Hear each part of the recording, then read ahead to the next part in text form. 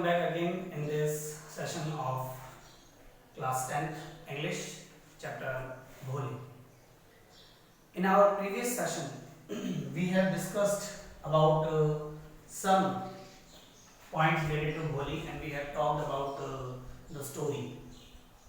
As the story was proceeding, moving ahead, there were some things that you came to notice. Some things related to Bholi, about Bholi's character sketch, how was Bholi became Bholi, what were other problems he was facing,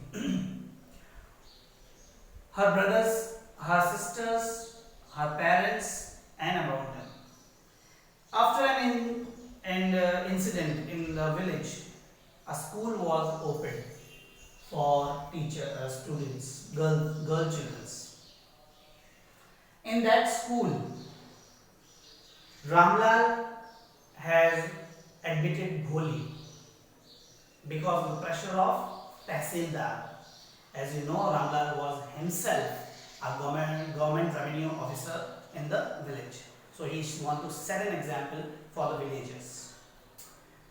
Let's see what we have read in our previous session. When Bholi reached school, when Bholi was in the school, she found a lot of girls of her age sitting on squats and they were reading, writing and studying. Along with that, she found many interesting and colorful pictures on the walls of the classroom. She saw a horse of brown color and she compared it with the horse the Tahsildar came in their village. Then she saw another goat of black color. She compared that goat with the goat of their neighbors. Then she saw a green parrot that she used to see in the mango orchard. Then she saw a cow. The cow seems to be like Lakshmi, their own cow. Bholi was just looking at all the pictures and was fascinated by the color of that particular pictures. And the teacher came and stood beside her. She was smiling at her. She asked her name. Bholi shocked and stammered, and everybody in the class, all the girls were laughing at her. She started crying and sobbing. Then the bell rang and teacher came back to Bholi. She came and asked her with very soothing and generous voice, "What's your name?" This time Bholi, after hearing that soft voice, that soothing voice, she thought she should give a try to tell her name once again for the sake of this generous lady. She tried and she succeeded. Along with that, the teacher encouraged her to speak. Then the teacher gave her something. What was it? Let's find it out. Teacher was kind and generous, as you all know. After that, the teacher encouraged her to come to school regularly. The teacher gave her a book and asked her to come to school regularly so that she can learn, she can study, and she can become confident in her own way. If she will be learning and coming to school regularly, one day she will become a very learned person in the village, in that particular village. Bholi was very happy. Bholi was obviously very happy. Why she was very happy? To meet such a generous lady, the teacher. Because she never got that much of love in her home. Everybody used to dislike her because of her poke marks, because of her lack of sense, because of her stammering, all these things. But now, the teacher who stood there for her every time, she started helping her and molding her. The time spent it over and over, the small village was converted into a small town. जो छोटा सा गांव था that converted into a small town now. एक छोटा सा town बन गया था. जो स्कूल थी प्राइमरी वो हाई स्कूल बन गई थी. एक टिन शेड का सिनेमा हॉल था वहां पर और एक कॉटन गिनिंग मिल भी थी. Let's move on forward. In today's session, we are going to continue the story from that along. On the last, we have stopped where when there was a conversation between Ramlal and her wife in the night. They were talking about something in the night.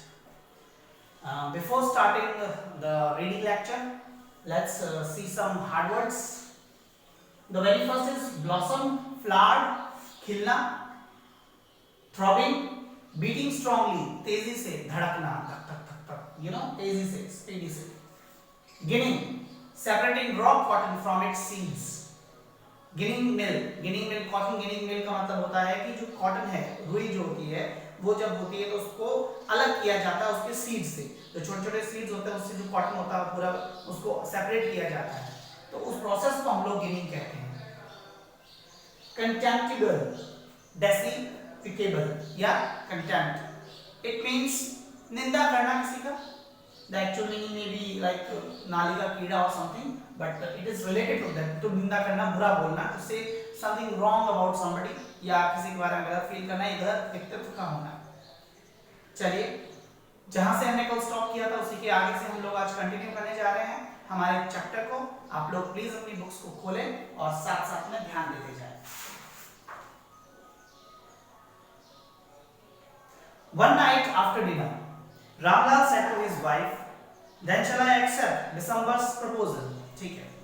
एक दिन dinner के बाद में रात को, जब शाम को रात नाइट में बैठे हुए थे रामलाल और उसकी wife, when they were sitting along, he said to her, तो क्या फिर मैं दिसंबर का जो प्रपोजल है वो एक्सेप्ट कर लूं?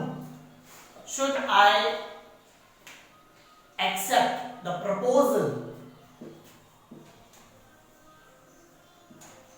Of December? क्या दिसंबर का जो प्रपोजल है वो मैं एक्सेप्ट कर लूं?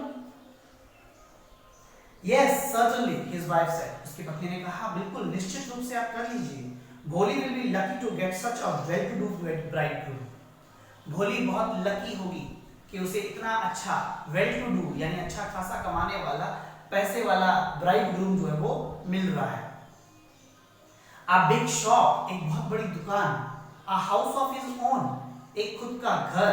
And I hear several thousands in the bank. और मैंने सुना है कई हजारों रुपए बैंक के अंदर भी जमा है. Moreover, he is not asking for any dowry. सबसे बड़ी बात तो है कि रामलाल से वो बिल्कुल भी डॉवरी की उम्मीद नहीं कर रहा है. He is not asking for dowry. What is dowry?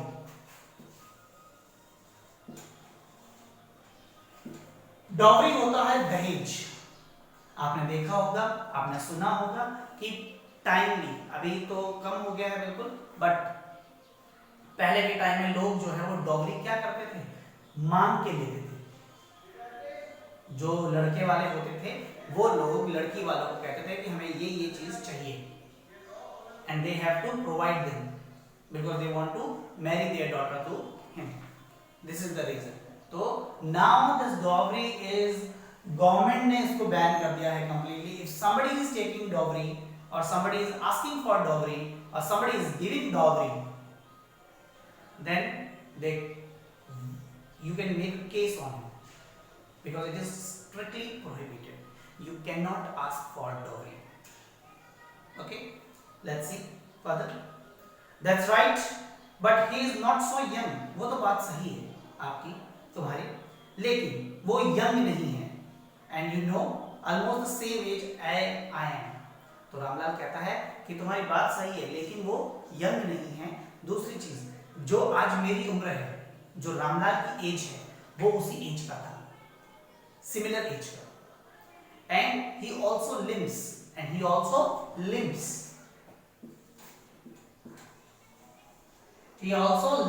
Limps का मतलब होता है लंगड़ाना, जो पैर से लंगड़ाता है. Moreover, the children from his first wife were quite grown up. और उससे ऊपर जो उसकी पहली पत्नी थी उसके जो बच्चे हैं वो काफी बड़े हो चुके हैं, काफी ग्रोन अप है, बहुत बड़ी उम्र के बच्चे हैं। So what does it matter, क्या फर्क पड़ता है?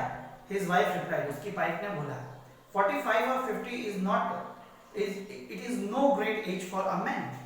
40-50 साल तो कोई आदमी की बड़ी ज्यादा उम्र नहीं होती है। 40 या 50 का अगर व्यक्ति है तो ये बहुत बड़ी उम्र नहीं है आदमी के लिए, वो तो यंग है इसका मतलब।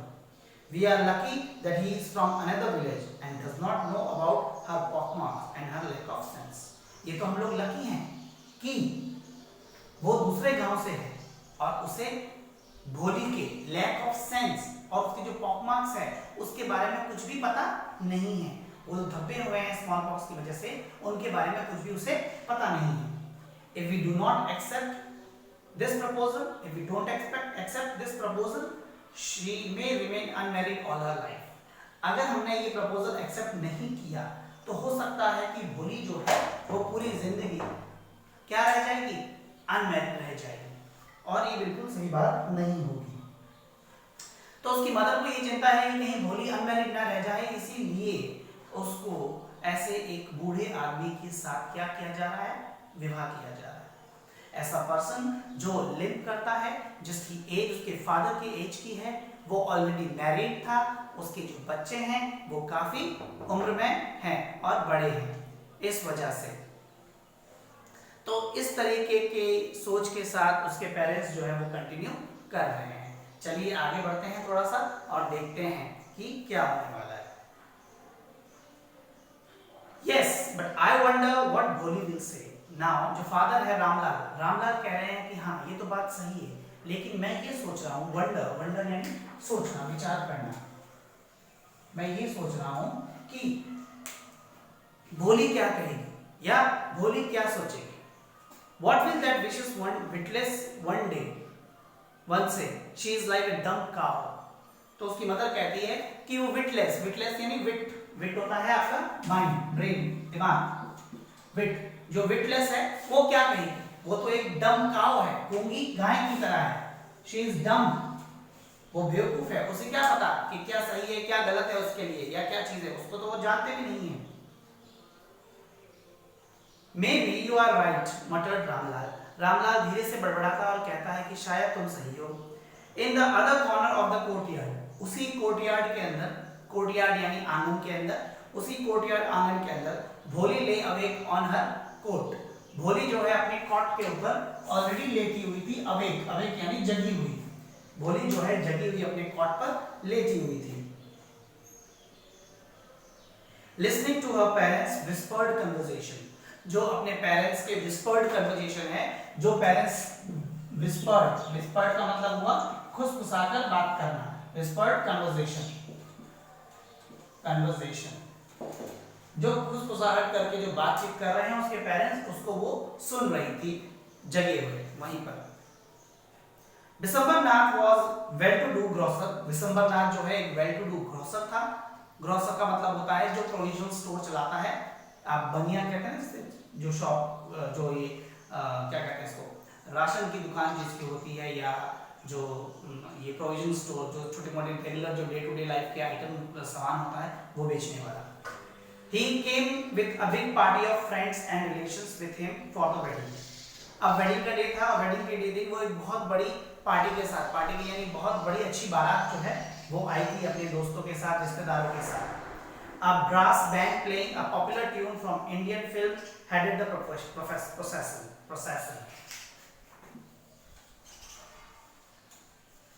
ब्रास बैंड, जो बैंड बाजे वाले होते हैं, आपने देखा होगा आजकल तो थोड़ा कम हो गया है, मगर जो बैंड वाले होते हैं वो बैंड वाले जो है बैंड बजा रहा है और एक मूवी का सॉन्ग आपने सुना होगा कई बार, आज मेरी यार की शादी है, समथिंग लाइक दैट, इस तरीके के गाना जो है वो बज रहा होता है आगे, and the rest of people are just moving behind them उस प्रोसेशन के साथ। With bridegroom riding a decorated horse, और जो ब्राइडग्रूम है वो जो दूल्हा है वो एक डेकोरेटेड बहुत ही सुंदर सजे हुए घोड़े के ऊपर बैठा हुआ होता है। Ramlal was overjoyed to see such pomp and splendor. Ramlal जो है बहुत ही हैप्पी था, बहुत खुश था, क्योंकि उसका जो दूल्हा है वो बहुत ही pomp and splendor, स्प्लेंडर यहाँ बाइक का नाम नहीं है, स्प्लेंडर और पॉम्प का मतलब यहाँ पर है शानो शौकत से, जो बहुत ही गाजो बाजो के साथ शानो शौकत से बारात लेके आया है। He had never dreamt that his fourth daughter would have such a grand wedding. उसने कभी सपने में नहीं सोचा था रामलाल ने कि उसकी चौथी बेटी जो भोली थी उसकी ऐसी शानदार तरीके से शादी हो। Bholi's elder sisters who had come for the occasion were envious of her luck. भोली की जो elder sisters हैं, जो बड़ी बहनें हैं सारी भोली की, वो बहुत ज़्यादा envious थी। इतना सारा कॉम्पेंट शो स्प्लेंडर देखकर वो लोग क्या थी, दोनों तीनों जल रहे थे। वो भोली से बहुत ही नाखुश थी कि उस कितनी लकी है भोली, हम लोगों के साथ ऐसा लक नहीं था, भोली बहुत ज़्यादा लकी है, ऐसा सोचकर वो बहुत ज़्यादा एनवियस फील कर रही थी अपनी बहन से। When the auspicious moment came, the priest said, "Bring the bride." अब auspicious moment आ गया और जो priest है, जो पुजारी है, जो पंडित है, उसने कहा दुल्हन को बुलाइए, ब्राइड यानी दुल्हन को बुलवाइए। भोली, clad in red silken bridal dress, was led to the bride's place near the sacred fire. Garland the bride, one of his friends prompted December now. भोली लाल रंग के, सुर्ख लाल रंग के कपड़ों में, जोड़े में सजी हुई थी, सिल्क का बना हुआ ब्राइडल दुल्हन के जो जोड़ा होता है उसमें सजी हुई थी, और वो वहां पर उसको लाया जाता है जहां पर ब्राइड का प्लेस होता है, नियर द सैक्रेड फायर, अग्नि कुंड के पास। अब दिसंबर नाथ का कोई एक फ्रेंड है जो उसको प्रॉम्प्ट करके कहता है कि गार्लैंड द ब्राइड, मतलब माला पहनाओ, वरमाला जो है वो ब्राइड को पहनाओ। The bridegroom lifted the garland of yellow marigolds, bridegroom ने क्या किया, पीले रंग के जो फूल होते हैं मैरीगोल्ड, उन गेंदे के फूल जिसे बोलते हैं, उसे उठाया, और a woman slipped back the silken veil from the bride's face, और एक महिला ने क्या कर दिया, जो घूंघट था दुल्हन का उसको पीछे खसका दिया। वेल यानी घूंघट, वेल यानी घूंघट, उस घूंघट को पीछे खसका दिया। December took a quick glance. The garland remained poised in his hands. The bride slowly pulled down the veil over her face. अब क्या हुआ, दिसंबर जब वो डालेगा तो उसके सामने जैसे उसका घूंघट पीछे हटा तो दिसंबर ने उसका क्विक ग्लैंस का मतलब अचानक से उसको देख लिया, थोड़ा सा एक नजर, एक झलक जिसे बोलते हैं हम लोग, एक झलक उसको मिल गई, और जैसे उसकी झलक मिली जो उसके हाथ में जो फूलों की माला थी वो वैसे ही रह गई, ऐसे ही रह गई, और दुल्हन ने अपना घूंघट जो है धीरे धीरे वापस आगे किया। देखिए अब क्या हुआ इसके अंदर, दिसंबर के फ्रेंड ने, अब ये ट्विस्ट है यहाँ पर एक स्टोरी के अंदर, इस पूरी कहानी में अब ये क्लाइमेक्स का मोड आ चुका है, जैसे मूवी के अंदर क्लाइमेक्स आता है उसी तरीके से अभी हमारी स्टोरी के अंदर एक क्लाइमेक्स आ चुका है। क्या होने वाला है वो थोड़ा सस्पेंस है, ठीक है। तो अब क्या है, दुल्हन आ गई, दुल्हन बैठी हुई है, दूल्हे के फ्रेंड ने जो है क्या कर दिया, प्रॉम्प्ट किया, वरमाला पहनाने की रस्म जो है वो शुरुआत हुई, और दुल्हन का घूंघट खिसक गया। मूवी का एकदम सीन बिल्कुल जैसे मूवी के होता है वैसा ही, घूंघट खसक गया और उसने ग्लैंस ले लिया। अब ग्लैंस लेने का मतलब हुआ, उसकी झलक देखने का मतलब हुआ कि he came to know क्या, कि भोली is having pock marks on her face, भोली का जो फेस है वो pock marks से भरा हुआ है, her body is disfigured by pock marks of smallpox attack। तो ये सारी चीजें देखकर अब दिसंबर क्या करेगा, what will December now do, क्या वो शादी के लिए एग्री होगा या वो बारात वापस लेके चला जाएगा, क्या होगा भोली के साथ, क्या उसके पेरेंट्स कहेंगे, इन सारे सवालों के जवाब अभी कुछ ही पल में आपको मिलेगा। आगे रीड करते हैं और स्टोरी को सस्पेंसफुली देखते हैं कि क्या होने वाला है। चलिए,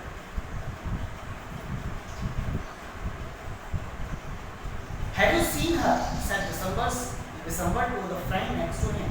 She has pock marks on her face. दिसंबर ने अपने दोस्त से कहा, क्या तुमने देखा उसे? उसकी चेहरे पे पॉक मार्क्स हैं, उसके चेहरे पर धब्बे हैं। So what? You are not young like her. उसका फ्रेंड कहता है, तो क्या हुआ? तुम कौन से जवान हो? तुम कौन से यंग हो? Maybe, ठीक है माना, but if I am to marry her, अगर मुझे इससे शादी करनी है, या इसको मुझसे शादी करनी है, her father must give me 5,000 rupees। तो डॉक्टरी पे आनी बात को, अगर इस लड़की से मैं विवाह करूं तो एक ही शर्त होगी कि इसके पिताजी को क्या करना पड़ेगा, मुझे 5,000 रुपए 5,000 रुपीज डॉवरी के रूप में देने होंगे। You have to give me dowry of 5,000 rupees। Ramlal went and placed his turban, his honor, at December street। Do not humiliate me so, take 2,000 rupees। Ramlal जो है वो बहुत ज्यादा क्या हो गया, शर्मिंदा हुआ, और वो अपना जो टर्बन यानी साफा, टर्बन यानी साफा, अपना साफा जो है, जो गांव में लोग होते हैं जो टर्बन बांधते हैं उनके लिए वो बहुत सम्माननीय होता है, बहुत it is an honour for them.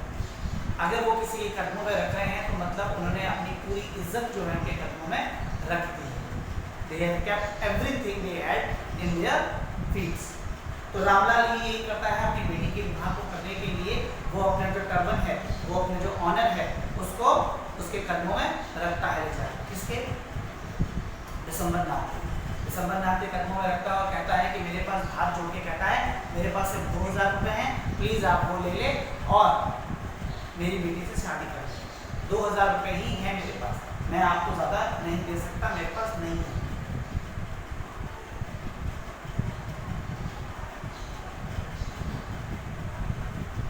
No, 5,000 or we go back। Keep your daughter, be a little considerate। Please, if you go back, I can never show my face in the village। दिसंबर नाथ कहता है नहीं, 5,000 रुपए पूरे दे वरना हम लोग वापस चले जाएंगे। तो जो आपका रामलाल है वो रामलाल कहता है थोड़ा तो मेरे बारे में विचार करें, थोड़ा तो मेरे बारे में सोचिए, कंसिडर कीजिए, थोड़ा तो सोच समझ के बात कीजिए, थोड़ा विचार कीजिए मेरे बारे में। अगर आप लोग वापस चले जाएंगे तो मैं इस पूरे गांव में किसी को मुंह दिखाने के लायक नहीं रहूंगा, मेरी कोई इज्जत नहीं रह जाएगी। वो बहुत ज्यादा शर्मिंदा हो जाता है रामलाल।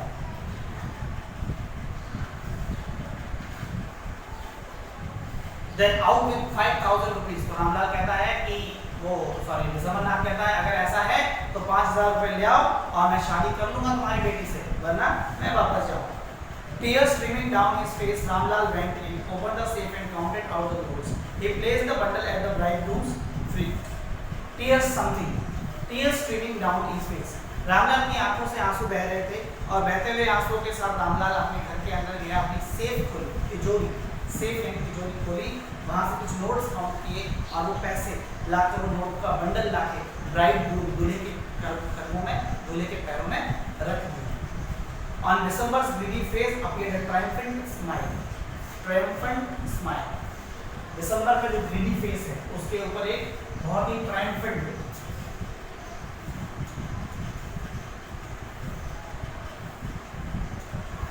का मतलब होता है विजय, victory, Jeet.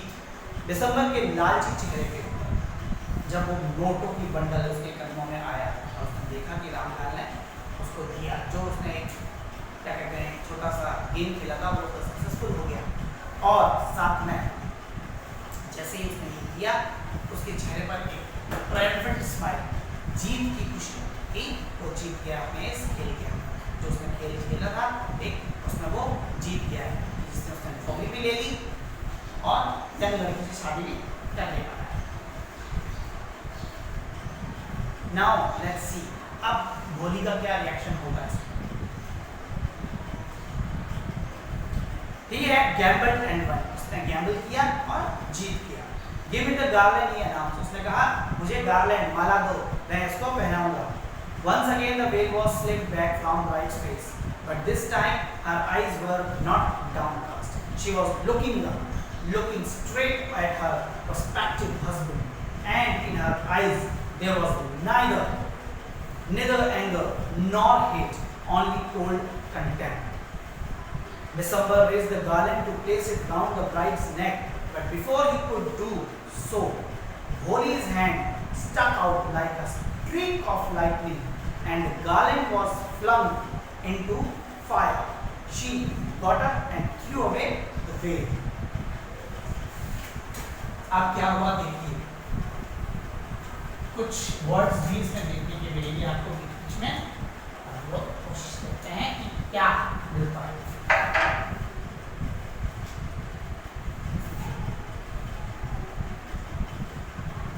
Downcast,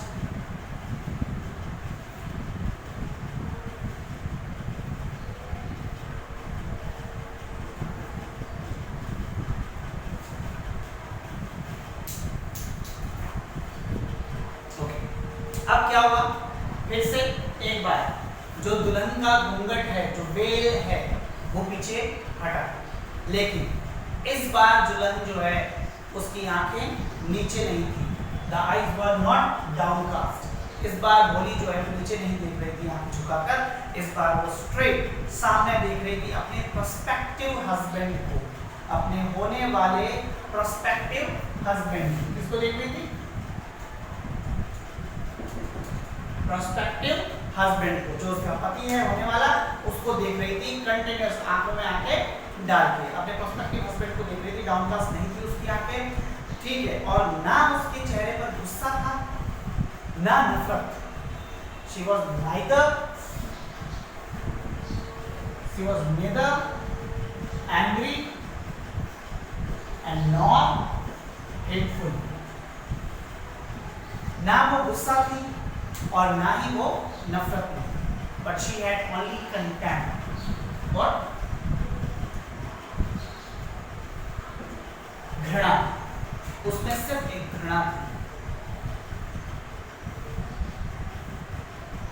December raised the garland, अब दिसंबर ने क्या किया, ये देखते हुए कि उसने गार्लेंड उठाया और उसके माला पहनाने की कोशिश की। तो जैसे ही उसने माला पहनाने की कोशिश की, भोली उसने अपने हाथ से सडनली एकदम ऐसा स्ट्रीक किया जैसे कि लाइटनिंग, किस तरीके से बिजली एकदम कड़कता के वापस चली जाती है, उस तरीके से स्ट्रीक ऑफ लाइट की तरह एकदम झटके से माला को वो थ्रो किया और माला जाके कहाँ गिर गई? अग्निकुंड में गिर गई, वहाँ यज्ञ वेदी में गिर गई। Flung into the fire, she got up and threw her veil, वो खड़ी हो गई भोली और उसने अपना घूंघट और सर में से जो चुन्नी थी, जो ओढ़ना था, उसको थ्रो कर दिया, हटा दिया। पिताजी सेड भोली इन अ क्लियर लाउड वॉइस, भोली ने बहुत ही क्लियर और लाउड वॉइस में बोला पिताजी। And her father, mother, sister, brother, relations and neighbors were startled to hear her speak without even the slightest tremor. Startled मतलब चौंकना, startled। अब उसके mother, father, brothers, sisters, relatives, villagers, सारे लोग जब भोली को इस तरीके से बिना स्टैमर किए हुए, बिना क्या कहते हैं, झिझके हुए, बिना लड़खड़ाए हुए बोलते हुए सुना, उसकी जबान बिल्कुल नहीं लड़खड़ा रही, ये सुना तो गाँव वाले सारे लोग क्या हो गए? स्टार्टल्ड यानी चौंक गए, अचानक से सरप्राइज हो गए कि ये क्या, ये बिना स्टैमर के बोल रही है। पिताजी, take back your money, I am not going to marry this man. Ramlal was thunderstruck. The guest began to whisper, so shameless, so ugly, and so shameless. इस बार पिताजी को क्या बोला भोली ने? भोली ने कहा कि आपका अपने पैसे वापस ले लीजिए, मैं इस आदमी से, इस व्यक्ति से विवाह नहीं करने वाली हूँ। रामलाल एकदम भौचक्के से होकर खड़े रहे, शॉक कि क्या हो गया। जो गेस्ट आए हुए थे वो सब लोग विस्पर कर रहे थे, धीरे-धीरे बातें कर रहे थे और सब कह रहे थे कितनी बेशरम लड़की है, कितनी बेशरम है ये लड़की। Bholi, are you crazy? Shouted Ramlal. Ramlal जोर से चिल्लाए और बोले, भोली क्या तुम पागल हो गई हो? You want to disgrace your family? क्या तुम अपने परिवार की इज्जत खराब करना चाहती हो? Have you some regard for our इज्जत? क्या तुम्हें हमारी इज्जत की कोई फिक्र नहीं है? क्या तुम्हें हमारी इज्जत की कोई परवाह नहीं है? भोली, for the sake of your इज्जत, सेड भोली। भोली ने कहा, आपकी इज्जत के लिए, आपके सम्मान के लिए, आपके ऑनर के लिए ही I was willing to marry this lame old man, और आपके सम्मान, आपके ऑनर के लिए ही तो इस बूढ़े लंगड़े व्यक्ति से मैं शादी करने जा रही थी, but will not have such a mean, greedy and contemptible coward as my husband. वो कहती है कि लेकिन मैं इस प्रकार का, इस तरीके का व्यक्ति जो इतना मीन, मतलबी, ग्रीडी, लालची कंटेम्प्टेबल, एक नाले के कीड़े जैसा कावर्ड, डरपोक व्यक्ति है जिससे मैं अपने हस्बैंड नहीं स्वीकार कर सकती। आई वॉन्ट, कभी नहीं, मैं कभी नहीं करूंगी ऐसा। इस प्रकार के व्यक्ति को अपना हस्बैंड कभी स्वीकार नहीं करूंगी, जिसको कोई इज्जत नहीं है किसी के लिए, जो लालची है, जो बहुत ज्यादा मतलबी है। What a shameless girl! We all thought she was a harmless dumb cow. किसी ने बोला कितनी बेशर्म लड़की है। हमें तो लगा कि ये बेचारी एक भोली गाय है, गूंगी भोली गाय जो कुछ नहीं बोलेगी। भोली turned violently on the word. जब उस बूढ़ी महिला ने ऐसा कमेंट किया तो भोली उसकी तरफ मुड़ती है और गुस्से के साथ भोली violently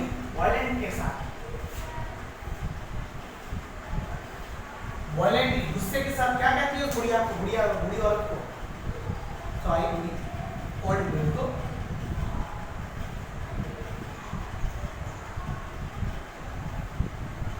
yes aunty you are right, हाँ आंटी आप बिल्कुल सही हैं। You all thought I am a dumb driven cow, आप सबको यही लगा कि मैं एक गूंगी बेचारी गाय हूँ, जहाँ आप हाँक दो कि मैं वहाँ चली जाऊंगी, कुछ नहीं होने वाला है। That's why you wanted to hand me over to the heartless creature. बस यही कारण था कि आप लोग मुझे ऐसे निर्दयी व्यक्ति, heartless यानी निर्दयी व्यक्ति के हाथों में सौंप देना चाहते थे। मुझे एक गूंगी गाय बेचारी समझकर इस निर्दयी व्यक्ति के हाथ में मुझे आप लोग दे रहे थे।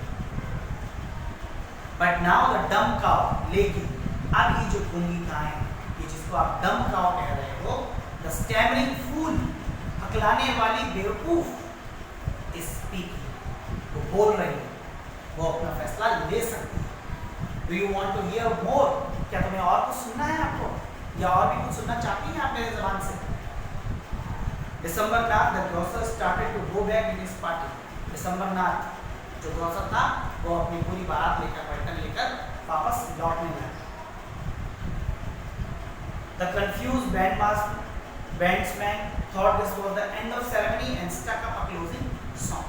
अब जो बैंड वाले थे उन लोगों को लगा कि शायद सेरेमनी एंड हो चुकी है, इसीलिए जो विदाई का सॉन्ग होता है उसने वो बजाना स्टार्ट कर दिया और उसके साथ चल पड़ा।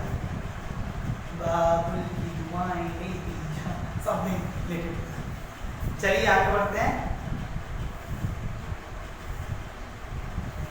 Ramlal stood rooted on the ground.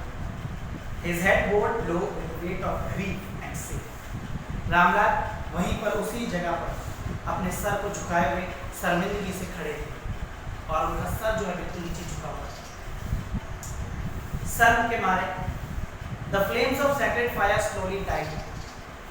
धीरे धीरे जो पवित्र अग्नि थी वो बुझने लगी। Everyone was gone. सब लोग जा चुके थे। रामलाल turned to भोली। रामलाल भोली की तरफ मुड़े और कहा But what about you? तुम्हारा क्या? No one will ever marry you now. अब कोई भी तुमसे कभी भी शादी नहीं करेगा। बिरादरी में पूरी इज्जत हो चुकी है। What shall we do with you? हम क्या करेंगे तुम्हारे साथ? क्या होगा तुम्हारा? ऐसा रामलाल कहता है। And Sulekha said in voice that was calm and steady. अब सुलेखा ने ऐसी आवाज जो बहुत काम, शांत, steady, धीरे से अपने पिता को कहा Don't you worry पिताजी, आप बिल्कुल चिंता मत करें। In your old age, आपके बुढ़ापे में, I will serve you and mother, I will teach in the same school where I learned so much. Isn't that right, ma'am? वो कहती है कि आप बिल्कुल चिंता ना करें पिताजी, मैं आपकी बुढ़ापे में आप दोनों की माता पिता की सेवा करूँ और माँ, मैं जिस स्कूल से मैंने इतनी शिक्षा प्राप्त करी, इतना कुछ सीखा, इतना जो कॉन्फिडेंस मुझमें आया है और जो ये शक्ति आई है मुझमें, इस विद्यालय में मैं आगे यहीं पर शिक्षा दूंगी और लोगों को, बच्चों को पढ़ाऊंगी। अपनी टीचर उसकी जो वहीं साथी में उपस्थित होती है उसे कहती है, मैं सही कह रही हूँ ना madam? The teacher had all along stood in a corner watching the drama. जो टीचर भोली वो वहीं एक कॉर्नर में खड़ी थी और वो सारा का सारा जो ड्रामा हो रहा था उसको देख रही थी और नोटिस कर रही थी। Yes, भोली, of course. हाँ, भोली, बिल्कुल. She replied, and in her smiling eyes was the light of deep satisfaction that an artist feels when contemplating the completion of her masterpiece. अब जो टीचर थी वो टीचर की आंखों में एक खुशी, एक चमक नजर आ रही। वो वैसी ही चमक थी जैसी जब कोई आर्टिस्ट अपनी कोई कलाकृति बनाता है, कोई स्कल्पटर अपनी कोई मूर्ति बनाता है, या कोई पेंटर अपनी जो पेंटिंग बनाता है और जब पूरी हो जाती है वो पेंटिंग, कंप्लीट हो जाती है वो पेंटिंग, जब उसे देखता है और उसको जो सेटिस्फिकेशन मिलता है, जो एक उसको संतावना मिलती है कि हाँ मैंने एक बहुत अच्छा काम किया, संतोष मिला मुझे उसको करके, और उसको देख के जो खुशी होती है, वही खुशी उस टीचर की आंखों में, उस खुशी से उस टीचर की आंखें भर आ चुकी कि जिस तरीके से उसने अपनी कोशिश की इस भोली को सुलेखा में कन्वर्ट करने की, वो सक्सेसफुल हुई। उसने भोली को इतना कॉन्फिडेंट और इतना शिक्षा दी कि आज भोली भोली नहीं रही, सुलेखा बन चुकी है। अब उसका जो रियल नेम था लोग उसे जानने लगे और वो आगे इसी चीज को देने के लिए उत्साहित है। बस एक टीचर, एक मेंटर जो होता है वो क्या चाहता है?